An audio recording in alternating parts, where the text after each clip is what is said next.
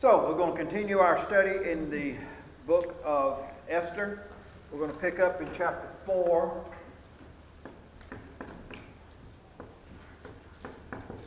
Verse 15. And this section that really goes through chapter 5, verse 8, I've entitled Acting in the Crucible. And the previous section was God's persons in the valley of decision. And named it Acting in the Crucible because a crucible is a place or situation in which concentrated forces interact to cause or influence change or development. And that's what we're going to see. We're going to see a concentration of forces coming together in this section that's going to effect a change, what really will begin to move toward the deliverance of the children of Israel, the Jews that are in the Persian Empire. Both Mordecai and Esther had been in the Valley of Decision back in chapter 4. What are we going to do now that this edict has gone out for the destruction of the Jews? And now they were going to begin to act on their decision. So, how much time passed by between Esther receiving Mordecai's response and her answer is unknown. Probably very little time, but we don't know how much. But obviously, Mordecai's response to Esther, really struck home and made an impact on her. And because after Mordecai had said what he had responded to her in verse 14 of chapter 4, then, verse 15, then Esther sent this reply to Mordecai. Go, gather together all the Jews who are in Susa and fast for me. Do not eat or drink for 3 days, night or day. I and my maids will fast as you do. When this is done, I will go to the king, even though it is against the law. And if I perish, I perish. So Mordecai went away and carried out all of Esther's instructions. You kind of get the sense that ever how long it was between, Mordecai's response and Esther's answer of, okay, let's do this. We don't know, but you can tell that this wasn't just, kind of off the top of her head response. Or, well, fine then, I'll do something, kind of thing that we often do. Rather, it seems like it was weighed very carefully, and it evaluated what was before her, and she made a determined decision to step up for her people. And by stepping up, she was very well aware that she could lose her life. If I perish, I perish. So, in thinking about this, she's going to break the law, go before the king,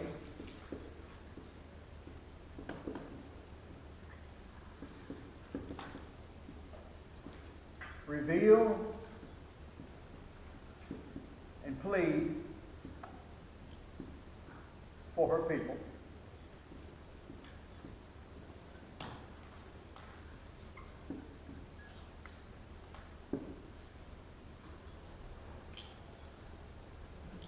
What do you think she would want? Today, if we were doing this was happening today, most likely, some of the things we would want in our society today, we would want the media, including all the little Instagrams, Facebooks, and all like that, We'd want to let everybody know what's happening. Certainly we'd want a lawyer to argue the constitutionality of everything. And we want representatives of the disenfranchised people to come and show up and argue that this edict that the king had made was wrong.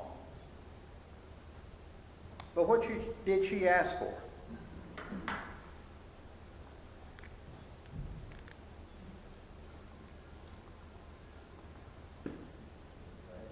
Fast. Of all the things that she could have asked for, Esther told Mordecai, get all the Jews together and fast for me 3 days and 3 nights. Now, it's interesting that prayer is not mentioned in this. She didn't say fast and pray, although we might very well assume that it was understood that they would pray. But why do you think she wanted fasting?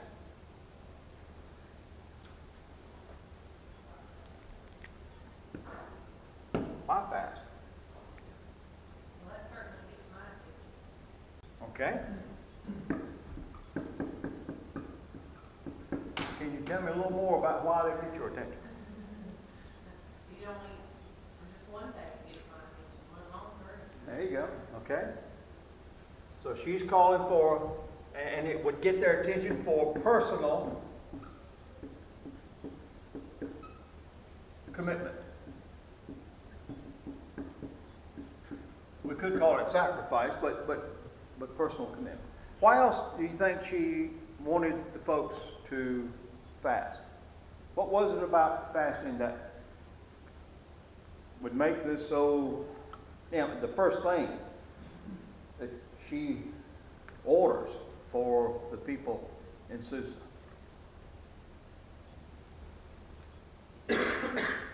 Now, Israel was only commanded to fast one day out of the entire year in the Old Testament. That was the Day of Atonement. That was the only commanded day in Israel to fast. So, now it was certainly part of the custom, part of the culture. And there's numerous scriptures where, people would fast and pray in the Old Testament. But only one day a year were they ordered to fast. So It's more like a ritual. This right here, we're going to get them all together, and this is why we're fasting. okay. Mainly she was telling them to get real. Yeah, no ritual here. And bringing everybody together. Everybody's going to do this, just not the lead. Yeah, and why would she want everybody together? What do you think might be part of that reason that she wants to make sure that everybody is together? Focused, camaraderie. Okay, focus. I mean, it's like when we say, please pray for, Mhm. you're bringing everybody for one purpose and focusing on that one purpose. Yeah. So you want that focus to be concentrated. So, there's a personal commitment. This is not a ritual thing. This is not something that, we're just going to do this. This was emphasized because she said, don't eat during the day or night. Generally in the Middle East, when people would fast, and they do it today, if they fast all day long and then eat at night. And it's supposedly, that's the way you do it, so that you don't really get in trouble with yourself, getting real hungry. But she said, don't eat day or night. I mean, this isn't a ritual I want you to, this is not an observance. I want you to get real with this. But don't you think, and on that, I think she needs 3 days to wrap her head around it, and she's still not sure this is going to work, because see, at the end she even goes, and if I perish, I perish. Yeah. So she needs more than just 1 day. She's got to have 3 days, and 2 to make sure, almost like God's paying attention, because she's not all in yet. I mean, she's really thinking that she could die. Yeah. So Yeah. I just think she's got to wrap her head around and make sure God sees and knows what to do, because she's still thinking she's going to die. Yeah. She's seeing this as, I am stepping out here, and I don't know, depends on what mood he's in. Because she knew how he was with Vashti. Vashti was totally in the right and got thrown off the throne. What might happen just depends upon the whim of this very unstable at times king. So yeah, in thinking about fasting, she was wanting all of these things, and I think along with that, she wanted to be sure that this was the only option of her going to the king. She didn't want them to say, okay, well now you plan to do this and you plan to do this. Now we'll plan to fast over here and then I'll go into the king. No, she said, let's get all this focused together. I don't want the king to hear about an insurrection or a rebellion developing in town. I don't want to hear that there's others. I want you to have confidence and faith in God that I am going to be able to help you. She wanted that focus. She wanted that unity also as the only option. So it's interesting. And along this idea of personal commitment, what better way of showing that you're personally committed than the visual of fasting, of knowing that this is actually happening? She was calling for that commitment from the Jews in Susa. How many there were, don't know. Probably hundreds at least in that city that were Jews, maybe even more than that. But she said, I want all of you to commit to seeking God as I go before the king. So, let's ask this in this way. Is fasting, another question mark, for us today? So is fasting a useful discipline for believers today?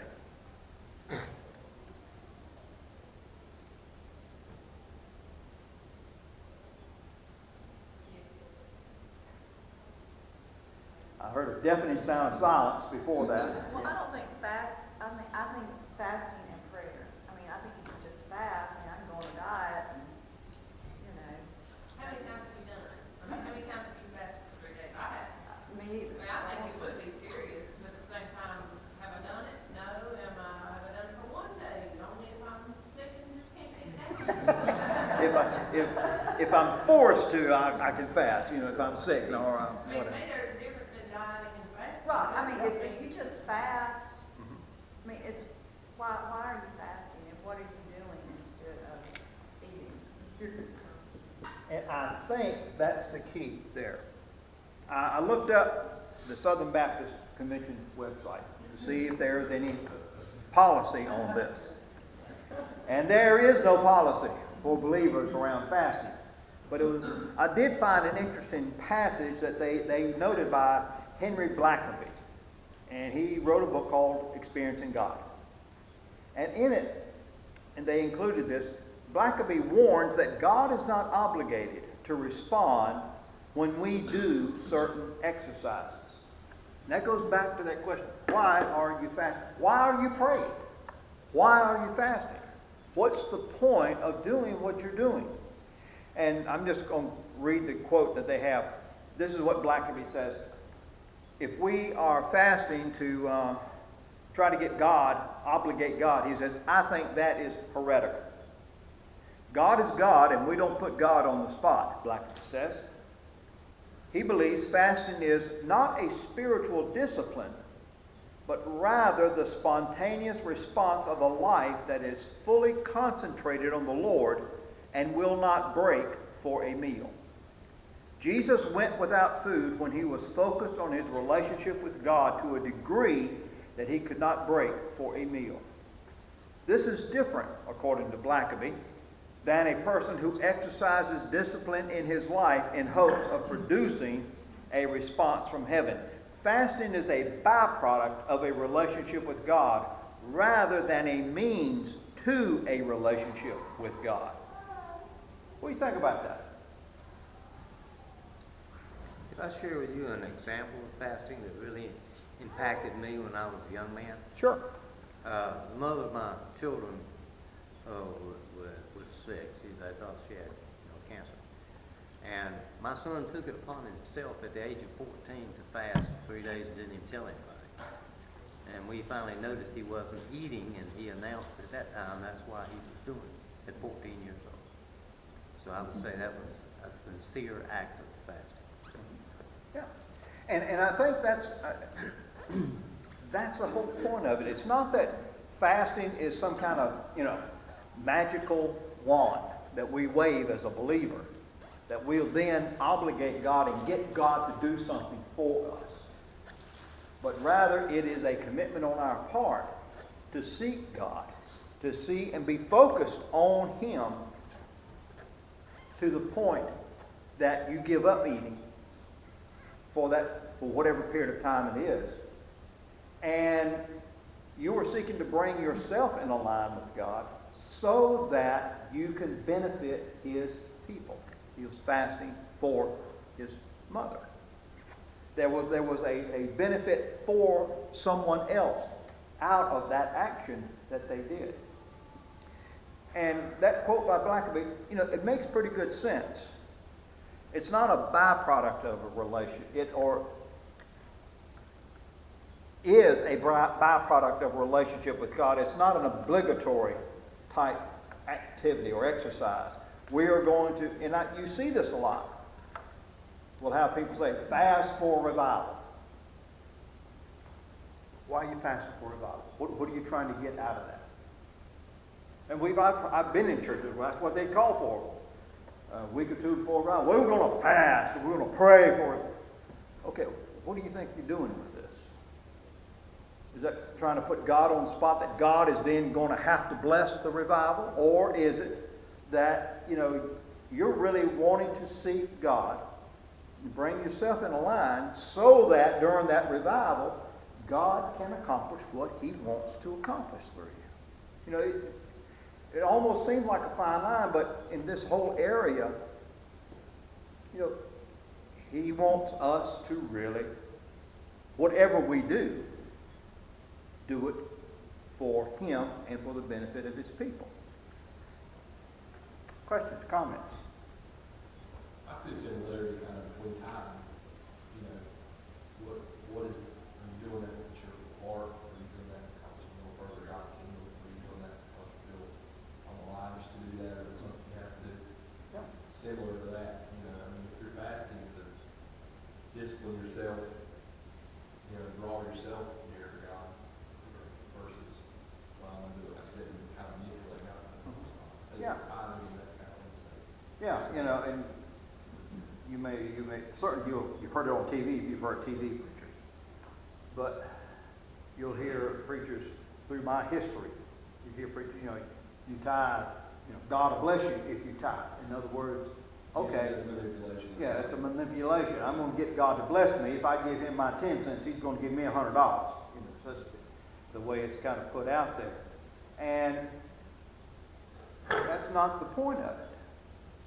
And I think that, what Esther was asking of the people when she said fast, that concentration, that focus, that personal commitment was to seek God's blessing on her coming before the king.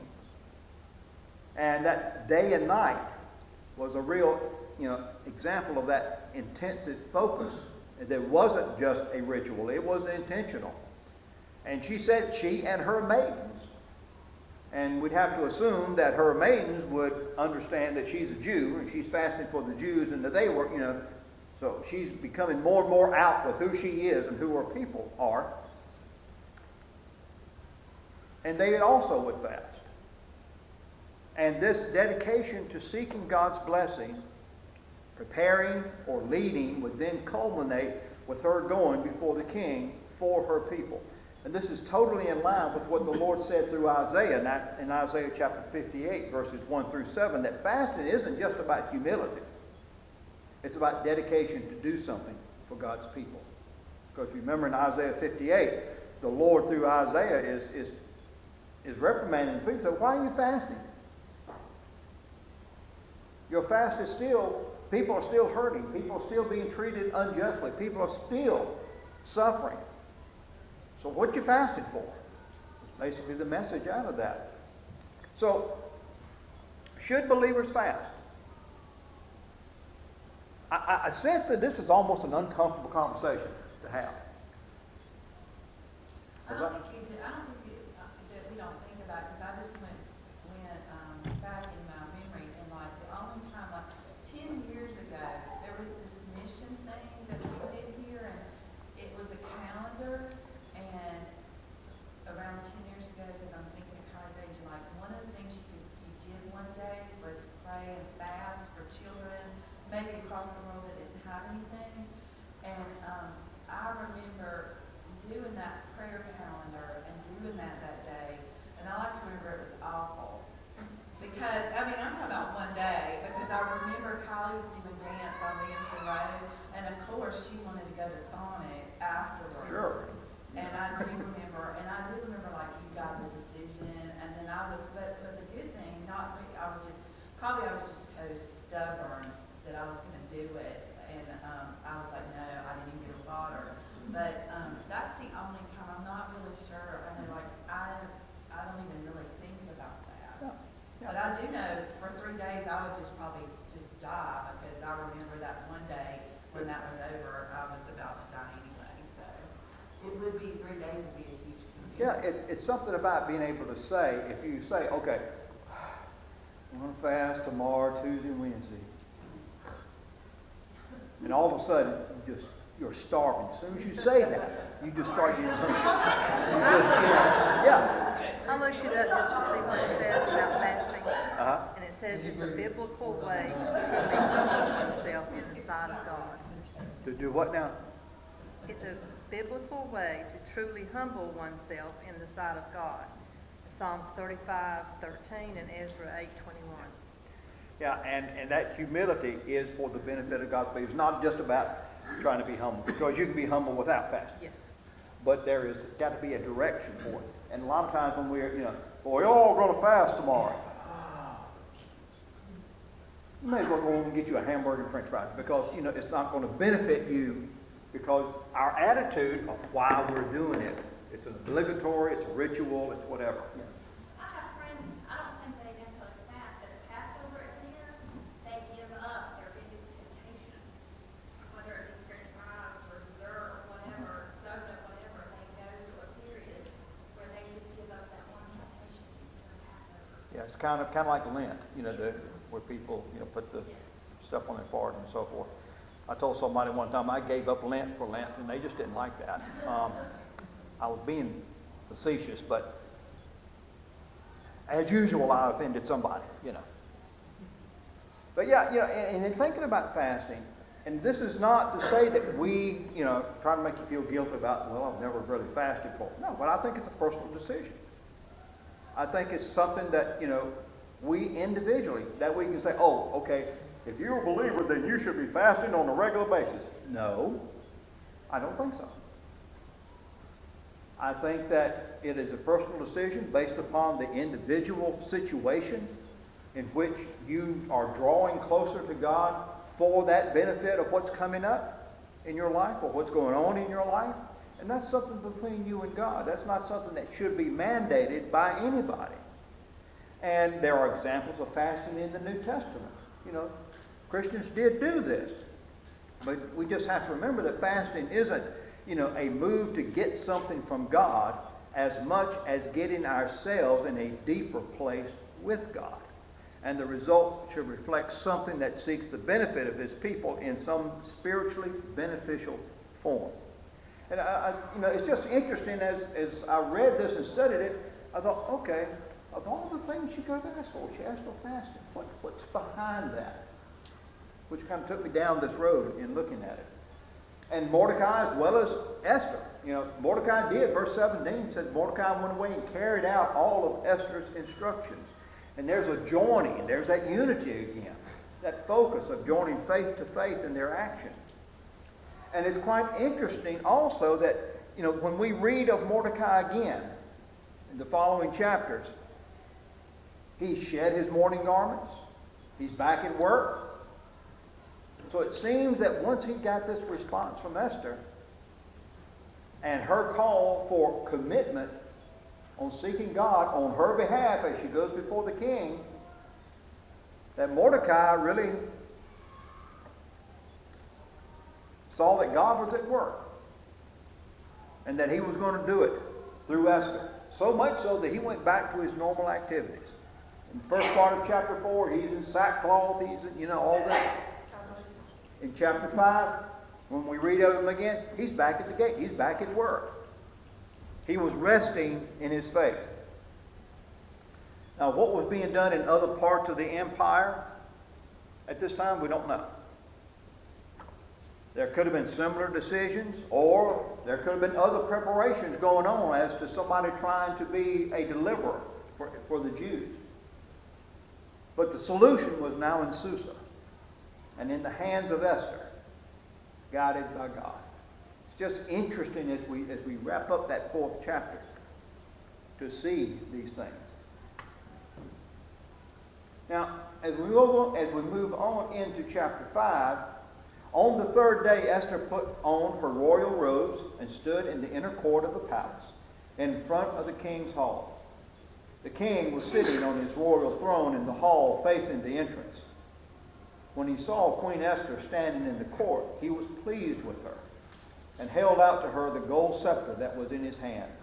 So Esther approached and touched the tip of the scepter. Now this chapter opens with a statement that on the 3rd day. Nothing like having good spiritual people here.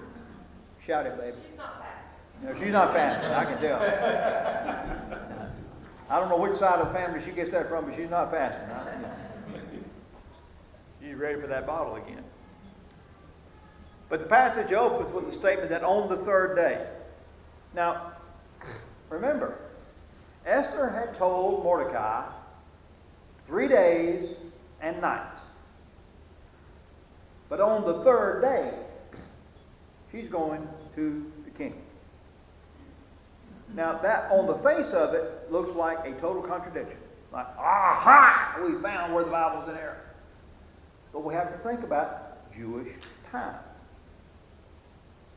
In the Jewish tradition, in the Jewish culture, still so today to my knowledge, that any part of a day included that whole day and night. So the day she ordered the fast was reckoned as one full day, even though only a part of the day was used in fasting. That was still a day and a night in her reckoning, in the Jewish mind's reckoning. The next day would have been a full day and night. And then the 3rd day, which would have been the 3rd day, of course, but it was also considered day and night.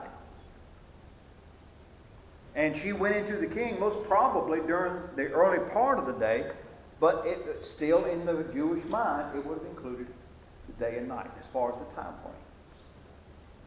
So as we think about this, and the only reason I mention this is that, confusion happens at times over scriptures. You have Jonah being in the belly of the whale 3 days and 3 nights, Jesus being in the ground 3 days and nights, and on the 3rd day he arose. That's often thrown up as a proof that there's error in Scripture. And here's another incident of that. But it's really looking at things through Jewish time, not through the Western mind's time frame. For to us, 3 days and 3 nights would mean on the 4th day is when she's going in to see the king. It makes perfect sense to us. But to the Jewish mind, especially in that day, this was the assumption. Any part of a day equal a full day and night. I thought she wanted to fasting. She went in there. She wanted to still fasting. Yeah, she still wanted it going on. Yeah, they were still. Well, we're going to eat this morning while she's there. Yeah, she wanted fasting to still happen. So yeah. So even though fasting was still going on, she went into the king on that 3rd day. Yeah, excellent point with that. And it's really kind of interesting, and to kind of think about it. And when you see instances like this in Scripture, really look into it from the standpoint of the Jewish time frame, rather than from our time frame as folks in the West. And Esther dressed for the occasion. And I think it's interesting that the scripture brings this out, because to her, this was especially important. She knew that this king was a visually appreciative man as far as beauty is concerned. Remember what he had ordered Vashti so many years ago. I want you to come in and be naked, or you strip once you get in here. He wanted to show her beauty. So Esther knew this was a guy that thought with his eyes as far as beauty. And she used what she knew of the king to her advantage.